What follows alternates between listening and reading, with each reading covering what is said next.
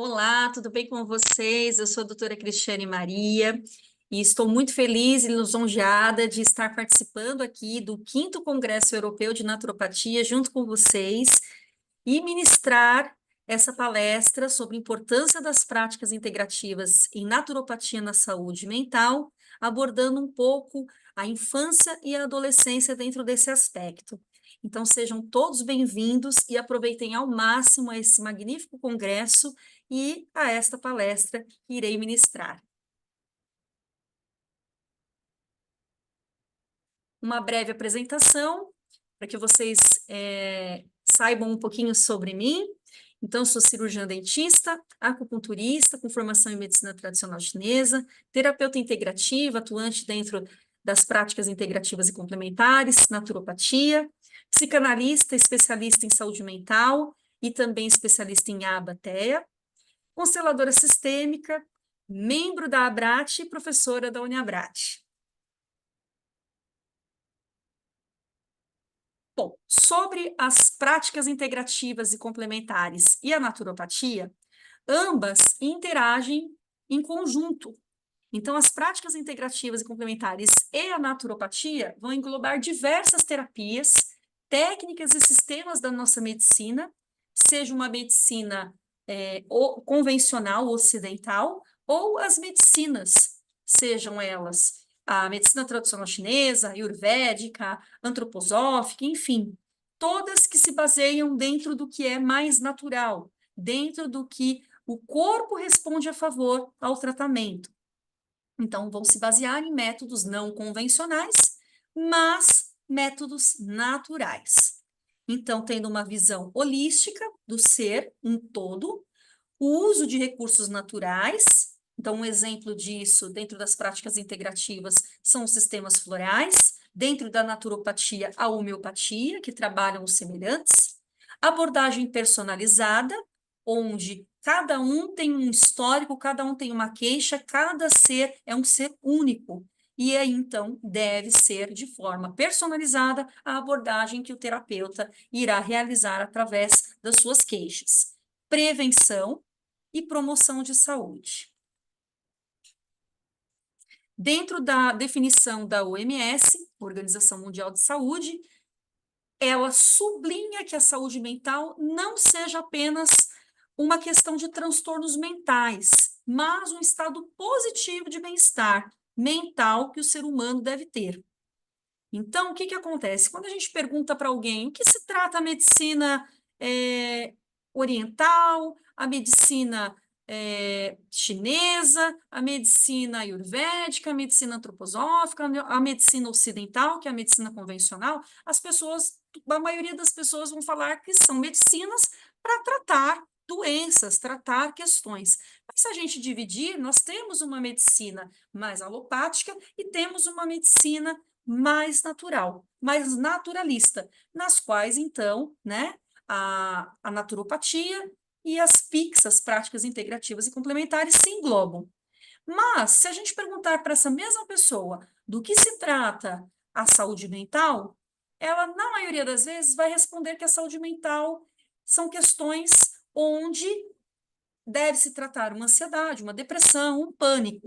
Então, as pessoas, no geral, entendem a saúde mental como algo negativo e que só deve ser visto quando as coisas apertam, ou seja, quando a pessoa realmente não tem algo físico para tratar. E aí sim, buscam, através disso, aí a saúde mental. E, na realidade, a saúde mental não é apenas isso. A saúde mental, como a OMS mesmo define, é o bem-estar. E o bem-estar começa de dentro para fora. Ou seja, a própria pessoa, o ser, precisa se contemplar, precisa entender que ele não é só a parte física, carne, osso, sangue, né? Que ele tem os sistemas energéticos, que ele tem um sistema estrutural. E que esse físico, muitas vezes, pode estar sendo interrompido, pode estar sendo invadido por conta das outras camadas, que também foram arruinadas. Então, para que isso não chegue nesse ponto, é importante que as pessoas se conscientizem de que a saúde mental é tão importante para ser cuidada e ser também prevenida do que só a saúde física. As pessoas só pensam em saúde física e não é só isso. Existem as camadas, a grande cebola, as grandes cascas e camadas que nós, seres humanos, temos e precisamos dar atenção a cada uma delas. Então, logicamente, cuidar da saúde física, mas não deixar de lado a saúde mental. E para isso é importante reconhecer as suas próprias capacidades, poder lidar com os estresses normais da vida, ou seja, frustrações, decepções são naturais e fortalecem o ser humano a cada dia. Poder trabalhar de forma produtiva e frutífera e com gratidão, não ficar ali parado ou então reclamando, só reclamando, reclamando, não. Trabalhar ali com intensidade, gostando do que faz, sendo feliz. E capaz também, ser capaz também de contribuir para a comunidade, ou seja, também ser uma fonte de, de aconchego, uma fonte de ajudar o próximo através do acolhimento.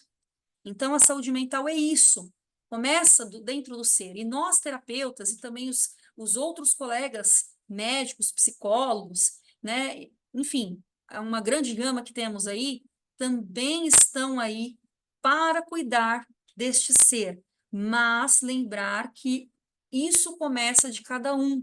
É 50% o paciente, o assistido, o indivíduo, e 50% nós, terapeutas e colegas da área da saúde. Vamos adiante mais um pouquinho aqui. E agora sim, agora eu quero entrar um pouquinho na faixa etária aí, na qual eu quero que vocês compreendam um pouquinho sobre o que eu quero passar aí em relação à saúde mental. Então, nós temos a infância, né, que ela vai desde o nascimento até os 18 anos, assim, né, pela OMS também é dado esse preceito, né? Então, os pediatras atuam até os 18 anos, tem também a ebiatria, né, que já é da parte da pré-adolescência. Depois da a infância ainda é subdividida em três partes, né, onde tem a primeira infância, de 0 a 2 anos, a segunda infância, de 3 a 6 anos, e a terceira infância, de 7 a 12 anos. Então, é a terceira infância que eu quero dar um pouquinho mais de ênfase aqui, tá? Aí a pré-adolescência, que é essa transição, né, entre 10, 12 anos, enfim, onde os caracteres femininos e masculinos já vão aparecendo e ficam fica aquela situação de que, eu sou criança, eu sou adolescente, o que que eu sou? Né? É a fase ali de muitas questões, de muitos questionamentos e também de emoções chegando com muita influência. E depois passa-se para a adolescência, que na realidade é ali dos 11, 12 anos, dos 12 anos até os 18 anos, pela OMS até os 19 anos. E aí a adolescência já é um outro padrão, ou seja, os caracteres secundários da puberdade já estão em amadurecimento, então as meninas já estão mais formadas, tanto no seu corpo físico quanto no seu corpo emocional, e os meninos também estão aí formando também o seu sistema mais masculino, né? As suas ideias, as suas vontades. Então, nesse momento, as descobertas aparecem também, o ciclo de amizade também aumenta, ou então pode acontecer de ter um certo isolamento, que é isso que a gente vai conversar um pouquinho mais adiante. Então, vamos seguindo. Aqui eu quero chamar a atenção de vocês para o uso excessivo de eletrônicos na infância e na adolescência. Isso aqui é algo que está muito forte no nosso momento atual, tá? Então, o que que acontece? As crianças, né, elas passaram de uma infância onde poderiam estar mais livres, poderiam estar brincando mais, jogando bola, andando de bicicleta, e foram substituindo aos poucos pelas telas, pelo computador, né, pelo notebook, pelo celular, pelo tablet, e assim vai. E isso anda causando muita dependência, né, ou seja, cria-se um vício, uma dependência mesmo digital, problemas visuais e auditivos, transtornos alimentares, por quê? tá ali direto no computador, no jogo, enfim, não come direito, não senta na mesa com a família, come de qualquer jeito, come olhando para a tela, não faz uma deglutição adequada, não vai saborear o alimento, não vai comer de forma adequada. Problemas posturais, aqui eu deixei para vocês até sobre o peso da cabeça. Então, de forma natural, nós temos aí o nosso corpo, ele precisa estar ali em 0 graus, vamos dizer, a nossa cabeça. E já tem ali o peso de 5 a 6 quilos que carregamos. Depois disso, vai aumentando até chegar num nível que estamos carregando aí, que essas crianças estão carregando, esses adolescentes, em 60 graus ali, 27 quilos. 27 quilos carregando por conta das telas, por conta das posturas. Então, dá problema na coluna, dá problema na cabeça, dá problema na visão, na audição. Olha quantos problemas, né? Depressão e ansiedade já estão disparando aí. Irritabilidade, falta de comunicação, ou seja, o pai e a mãe chama, fica chateado, fica bravo, porque está sendo atrapalhado. E aí não se comunica. Eu tenho casos em que a família inteira só se comunica pelo WhatsApp. Por incrível que pareça. Ninguém se fala, todo mundo fica com o WhatsApp. Para falar, para perguntar, é tudo pelo WhatsApp dentro de casa. Não existe mais um conceito ali familiar. Automutilação. Automutilação, quero que vocês guardem também isso um pouquinho. Depressão, ansiedade, automutilação. Tá? Por que automutilação?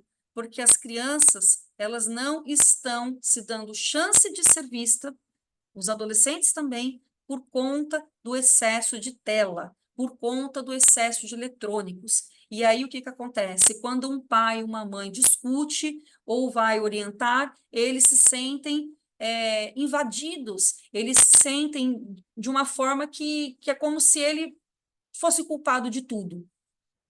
Ou não. E aí acontece o quê? Para não sentir uma dor emocional, lidar com o conflito, ele se automutila porque a dor física para ele é mais suportável, tá? Distúrbios do sono, lógico, fica o dia inteiro dentro de uma tela. À noite, às vezes, passa a noite inteira numa tela. Lógico que vai ter distúrbio de sono. Atraso no desenvolvimento escolar, porque aí vai acordar cedo, não vai ter uma demanda boa para estudar, não vai conscientizar ali, raciocinar como se deve.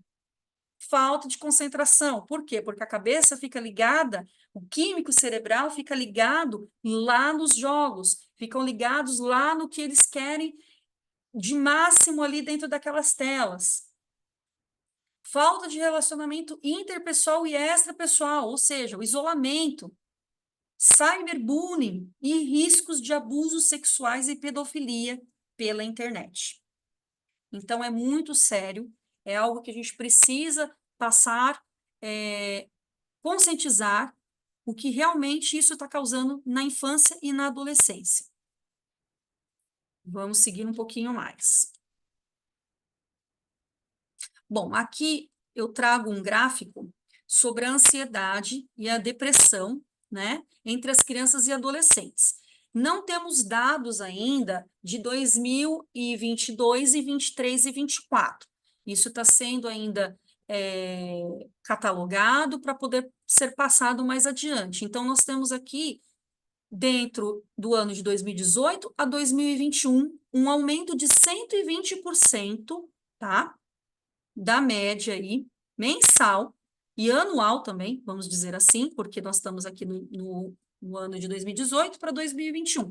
Esses dados foram selecionados no Brasil, na cidade de São Paulo, que é uma metrópole, tá? E de 2018 a 2021, houve aí praticamente metade, né? Um aumento, né? Mais da metade aí desse percentual de 2018 a 2021. Então, 2018, 256 casos, 2019, 378, 2020, 521 e 2021, 565. E aqui eu quero chamar a atenção de vocês sobre o ano de 2020 e 2021, que foi onde estourou a pandemia, né, a Covid-19, de âmbito, né, mundial. E nesse momento, essas crianças e adolescentes foram retiradas do seu cotidiano, das suas atividades, das suas comunidades, vamos dizer assim, escolares, com os amigos, os grupos, e sendo colocadas dentro de casa, de frente para as telas. Então, aí, o aumento do uso das telas também foi crescente, como eu falei anteriormente. E isso não caiu, ainda continua e cada vez mais. Hoje, esse ano, 2024, nós temos já um equilíbrio, uma harmonia sobre o vírus da Covid-19. Não acabou, mas está mais equilibrado. Mas as tendências que causaram o uso de telas e saídas das escolas para ficar retidos em casa trouxeram esses padrões de depressão e ansiedade também. Então, essas crianças, principalmente, que estavam na fase aí de alfabetização, onde elas estavam aprendendo a ler e escrever, que é para a vida, todo estudo é para a vida, mas a raiz, né, de uma educação é saber ler e escrever. E elas saíram das salas de aulas para ficarem de frente a telas, saíram da sua sociedade para aprender algo tão importante através de um computador. Então, tudo isso influenciou e ainda continua influenciando. E é onde a gente precisa dar atenção, orientar os pais, os responsáveis, né, para que as coisas não piorem cada dia mais, principalmente aí nesse âmbito da depressão e ansiedade. Vamos seguindo um pouquinho mais. E aqui as causas, né, da ansiedade. Nós temos aí causas hereditárias, ou seja, marcadores que já vêm geneticamente, alguém que já teve, que tem na família. Aprendizagem do meio, então foi isso que eu falei para vocês, as questões, principalmente entre 2021, 2020, 2021, até mesmo 2022 ainda estava tendo uma transição, isso acontece, né? Ou seja, pais ansiosos, familiares ansiosos, pessoas ao redor que estão ansiosas também criam dentro desse meio essa questão também, né? Onde as crianças e os adolescentes vão estar absorvendo o que está sendo visto. Temos aí estilos de educação parenteral, ou seja, temos aí um núcleo de pais com educação superprotetora e um núcleo de pais de educação supercrítica.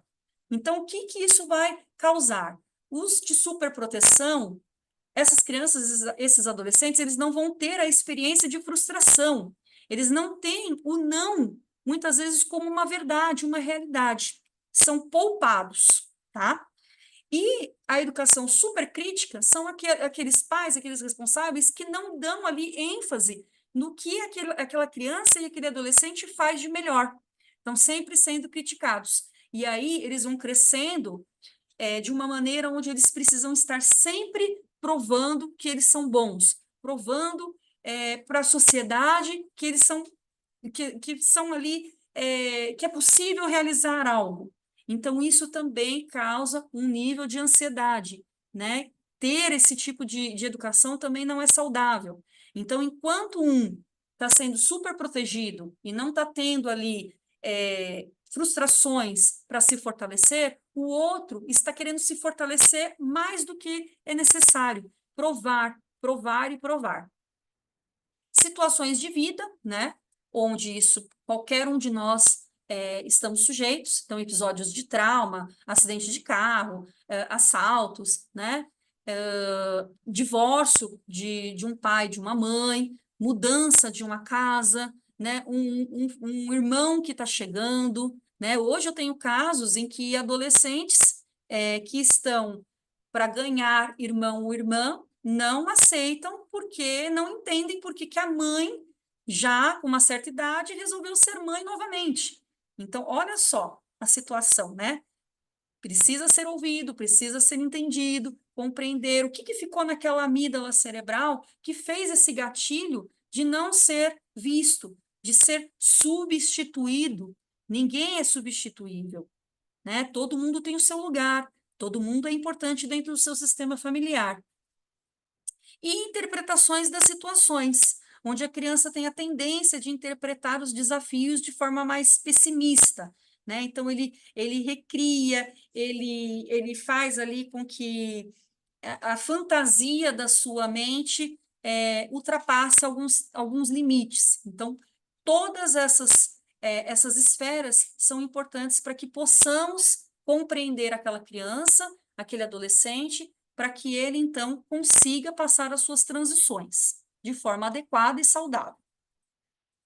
Vamos mais um pouquinho.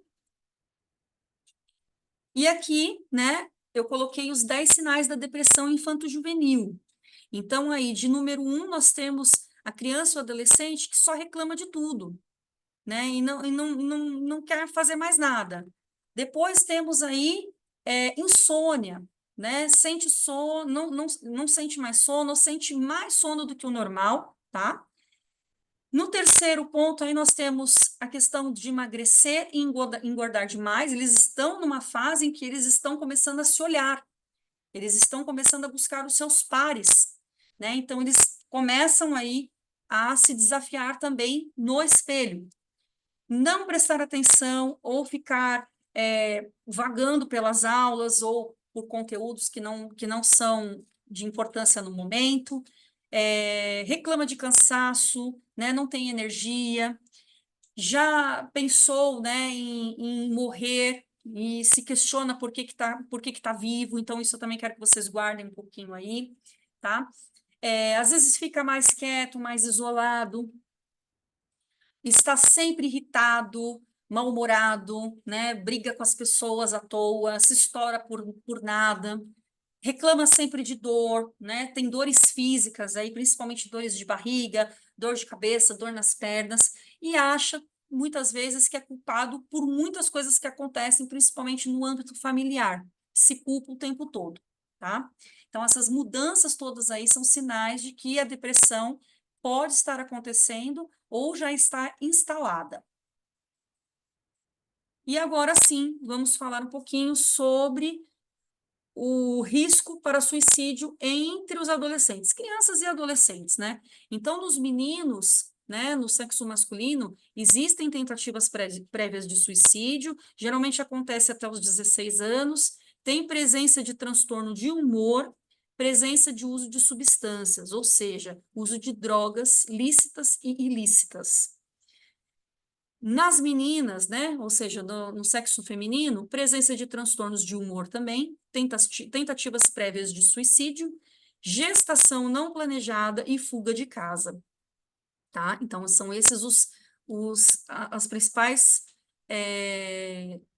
riscos aí para as meninas, né? Principalmente essa parte de gestação não planejada. Aqui também acontece o aborto de forma inadequada, né? Onde elas não têm com quem expor, são muitas vezes despejadas de casa, enfim, tem decepções amorosas, muitas coisas acontecendo ao mesmo tempo. E também aqui, que ficou faltando, tem a questão também da sua identificação, né? Se é heterossexual, se é homossexual, se é bissexual, existem outros patamares também, mas esses três são os que estão mais arraigados dentro dessa fase, onde eles estão se conhecendo, estão se vendo, estão tendo as suas trocas, né? Então, isso também tem uma importância aí para ser levado em consideração. E de risco imediato, acesso a método letal, estresse familiar agudo, agitação e depressão grave. Bullying também faz parte, tem muitos fatores de risco, né? Mas esses são os principais aí. E aqui, né, temos um diagrama mostrando sobre a ideação suicida. E aqui eu também quero deixar de importância para vocês que o adulto, quando ele tem a ideação suicida, ou seja, ele pretende se suicidar, ele organiza isso na sua mente, ele planeja isso na sua mente, mesmo que de forma inconsciente. Ele vai estar planejando. Então, não acontece do dia para a noite. Muitas vezes as pessoas, nossa, eu estava conversando com a pessoa na semana passada, não percebi nada, como que ela se matou? né? Por quê? Porque isso já estava lá na mente daquela pessoa. Mas para a criança e o adolescente, isso não acontece. Não tem um planejamento, até porque eles não têm ali uma questão onde eles consigam planejar e vivenciar a sua ideação suicida, tá? Então, para a criança e para o adolescente, isso é muito rápido. É uma coisa que não é planejada. E a causa maior de tudo isso é a mudança de humor. A ansiedade, a depressão, é um evento estressor, mudança aguda de humor. Ansiedade, raiva, desesperança. Aqui no Brasil, há pouco tempo, teve um caso onde um menino de 14 anos matou o pai e a mãe e a irmã, só porque o pai discutiu com ele que ele foi mal na prova e que ele não poderia mais utilizar o celular, jogar, ele simplesmente, o pai, acho que era da polícia, né? E que não que já estava aposentado, e ele então pegou a arma do pai, matou a mãe, matou a irmã, e por pouco também não se suicidou. Tudo isso por conta de uma frustração. Tudo isso porque não foi falado não na época correta. Tudo isso porque ele não estava fortalecido a ponto de entender que o pai queria o seu bem e não o seu mal. E, no entanto, ele, num clique, ele fez tudo isso sem pensar, tá? Então, isso também é uma ideação suicida. Então, é um sinal de alerta, tá? Investigar e tratar, inibir e inibir a questão, perceber a inibição que está acontecendo e perceber também o que está facilitando. Então, tem todos esses traços a serem tratados. Vamos mais um pouquinho. Aqui nós temos, então, um gráfico mostrando, tá, um boletim epidemiológico da Secretaria da Vigilância de Saúde do Ministério da Saúde, tá, de 2021 até 2021. E aqui nós temos aí, ó, a faixa etária dos 5 a 14 anos e de 15 a 19 anos. Aqui a gente não precisa dar muita atenção agora, porque não é o foco da palestra. Lógico, precisa dar atenção, mas aqui eu quero que vocês entendam a faixa azul de 5 a 14 anos, tá? E de 15 a 19, o aumento que teve. Então, é nessa fase aqui que o aumento do suicídio pode estar acontecendo, tá? E aqui nós temos um gráfico pizza, tá? Da Associação Paulista dos Técnicos Judiciários, também de 2021. Lembrando que ainda não temos os dados de 2022 e 23 e 24, tá? E aqui o maior transtorno que pode causar essas questões de suicídio na infância e na adolescência são os transtornos de humor, em 37%, tá? Depois chega a dependência química, em 23%, 12% transtorno de personalidade, 11% esquizofrenia, 7% transtorno de ansiedade, 5% outras questões psiquiátricas, 4% orgânicos, transtornos mentais orgânicos, e 1% transtorno de ajustamento. Então, o transtorno de humor é importante, como o caso que eu falei há pouco, do menino que, porque ouviu um não, foi frustrado, ele simplesmente, né, por pouco ele não se matou, mas matou o pai, a mãe e a irmã. Vamos adiantando aqui mais um pouquinho. Aqui nós temos, então, o gráfico do Brasil até 2000, de 96 a 2021, tá? Então, aqui, o que chama atenção nesse gráfico? Chama atenção que não é uma coisa de agora. Em 1996, já tinham 119 casos. Em 2006, 125 casos. 2014, 146 casos. 2017, 182 casos. E aqui, ó, em 2021, 200 casos. Né? Então, se a gente for contabilizar todos eles, de 96 a 2021, temos 3.285 casos de suicídio infantil. Né? Então, já acontece isso há muito tempo. E aqui, os dados que nós temos hoje, né, que foi contabilizado, inclusive foi ajustado em 2022, porém, ainda não temos aí, foi atualizado em 28/12/2023 esses dados, tá? De janeiro a junho de 2022, contando também com esse gráfico aqui. Então, se a gente for fazer de forma isolada, a gente percebe, né, que é muito grave isso, muito grave, e a tendência é crescer, porque precisamos entender aí o que está acontecendo com essa geração e trabalhar a favor da prevenção. Tratar é importante? Sim, mas a prevenção é o caminho. E aqui, né, o que as práticas integrativas e a naturopatia pode fazer para ajudar? Muita coisa, né? Dentro da medicina chinesa, nós temos aí aurículo, onde vai trabalhar, temos a acupuntura para trabalhar esses sistemas, entender quais são as emoções que estão fazendo com que essa criança, esse adolescente, não tenha uma saúde mental forte, uma saúde mental saudável, né? Tem uma ausência disso.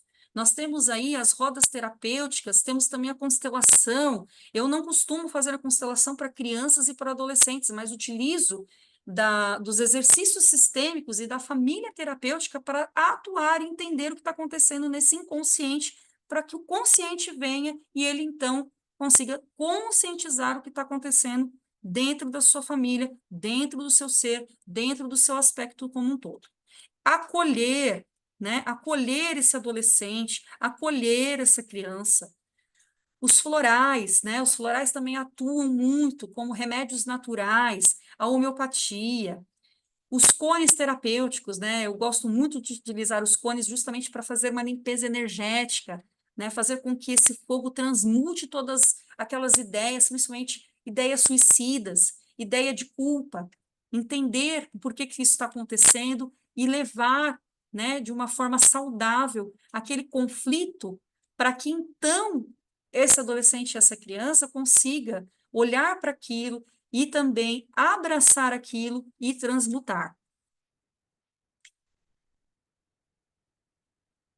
E aqui, né, ainda sobre as PICs e a naturopatia, eu gosto sempre de colocar essa pirâmide, onde na base da pirâmide estão os terapeutas integrativos em naturopatia, então somos nós, terapeutas, que estamos aqui, tratando através de terapias integrativas e naturopatia. No centro da pirâmide temos os nossos colegas psicólogos, tá? E outros também que atuam, né? Dentro dessas práticas, principalmente a terapia comportamental dentro da psicologia. E lá em cima, no topo da pirâmide, um pouquinho menor, nós temos aí os médicos, principalmente de tratamento psiquiátrico, ou seja, os psiquiatras, mas aqui entrariam também neurologista, otorrino, para também verificar essa questão de distúrbios de sono, da ansiedade, etc. e tal. Mas o que eu quero mostrar com essa pirâmide aqui para vocês, né? Eu quero que vocês entendam que nós temos três esferas, né? É uma tríade. Então, quando um adolescente, uma criança, precisa de um tratamento para a saúde mental, para entender o que está acontecendo, para que a gente possa, de alguma forma, mostrar o caminho da autocura, precisamos entender essas três esferas, essa tríade. Então, vamos lá. Os médicos, principalmente psiquiatra, vão entrar com medicações alopáticas. Para quê? Para acertar o químico cerebral. Muitas vezes é importante acertar esse químico cerebral, tá?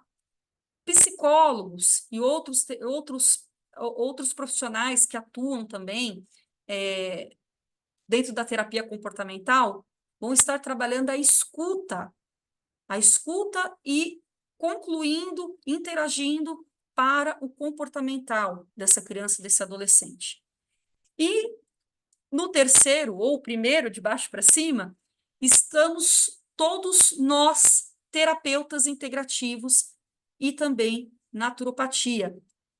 Ou seja, trabalhando, além da escuta, as dinâmicas para que, então, essas crianças e esses adolescentes compreendam, através dessas dinâmicas e de tratamentos, né, integrativos, o que está acontecendo na sua fase, o que está acontecendo dentro do seu âmbito familiar, o que está acontecendo fora do seu âmbito familiar, o que está acontecendo dentro do seu âmbito escolar e principalmente o que está acontecendo dentro dele.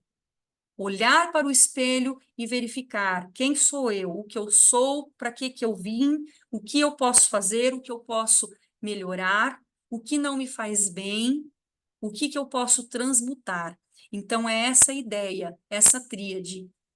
Acertar o químico, escuta, e nós, como terapeutas, fazer o acolhimento, dinâmicas para sociabilizar todo esse conteúdo e, com isso, agir aonde? Na prevenção, para que aquela criança, aquele adolescente se fortaleça e possa, sim, ter uma saúde mental de qualidade, entender que as frustrações e as decepções podem se fortalecer, fortalecer a sua vida como um todo, entender que o não é positivo e que sim, que ele pode ser um formador de opinião, que ele pode explorar tudo o que ele precisar, tudo que for importante, sem julgamentos, para que ele viva bem.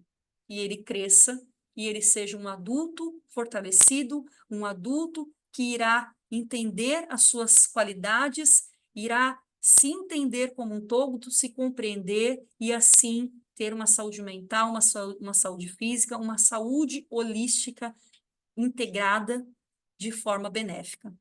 Então, a prevenção é o que se faz de mais importante, além do tratamento, mas prevenir, orientar. E é esse o papel que hoje eu faço através das práticas integrativas em naturopatia com as crianças e os adolescentes dentro das práticas integrativas. E aqui, né, são na verdade aqui é a criança, a pré-adolescente e o adolescente mais amado, mais amados por mim, que são os meus 3 filhos. Então, além de ser uma profissional que atua na área, eu também tenho como experiência as 3 fases dentro da minha casa: 5, 10 e 14 anos. E é um desafio, né? É um desafio para qualquer mãe, independente da mãe ser terapeuta também. Isso facilita, mas é algo desafiador, onde precisamos dar atenção a cada uma das esferas, a cada uma das fases, entender, explorar, facilitar e principalmente acolher e prevenir para que nada de mal aconteça às nossas crianças e aos nossos adolescentes. Eu quero agradecer. Estou finalizando a minha palestra, espero que tenha sido de grande valia para todos e me coloco à disposição. Aqui eu deixo para vocês os meus contatos, meu site, meu Instagram, meu e-mail, meu WhatsApp, e quero agradecer a toda a equipe do 5º Congresso Europeu de Naturopatia pela oportunidade em estar participando e trazendo um assunto de suma importância, principalmente para as nossas crianças e para os nossos adolescentes, trazendo uma conscientização para os pais, tutores, responsáveis, e também mostrando que sim, que as práticas integrativas e complementares e naturopatia são essenciais e facilitadoras para o crescimento e desenvolvimento e prevenção dessa faixa etária. Eu agradeço imensamente, gratidão, aproveitem o congresso e até breve. Gratidão, namastê. Beijos de luz.